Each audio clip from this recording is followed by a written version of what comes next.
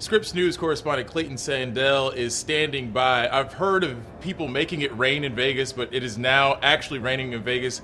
Clayton, I don't want to give you more work to do, but can you show me this car? Yeah, absolutely. It wouldn't be CES without a flying car prototype, right? Well, let's show you this one. This is from Ascus, and this is a vehicle that will seat 4 people, 2 up front here. You can see the orange seats there, and 2 in the back. They say this will go 250 miles an hour.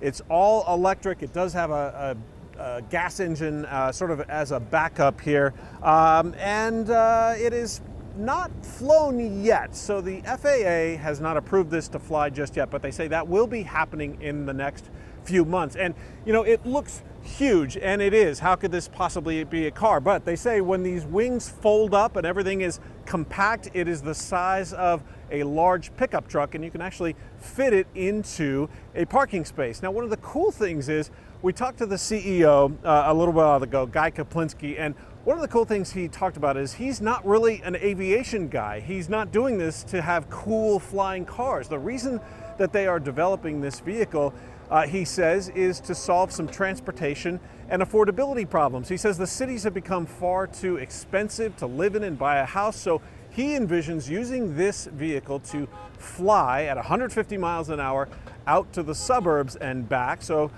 longer commute, but a shorter commute because you're flying. So he says it's really kind of a quality of life issue. Yeah, Clayton, I understand that you might have gotten a simulation test ride in this.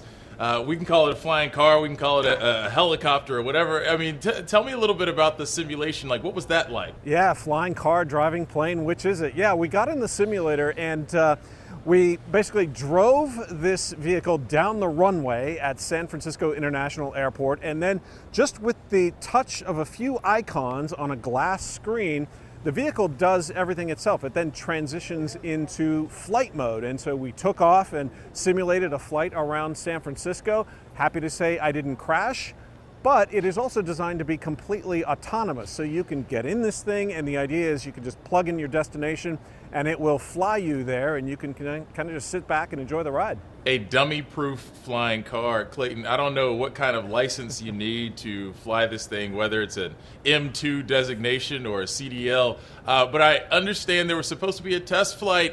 What happened with that? Yeah, you do have to be a pilot to fly it. A driver's license isn't going to cut it. And yes, they were going to demonstrate this for us. They weren't going to fly it, but we were at least hoping to see it drive here at CES.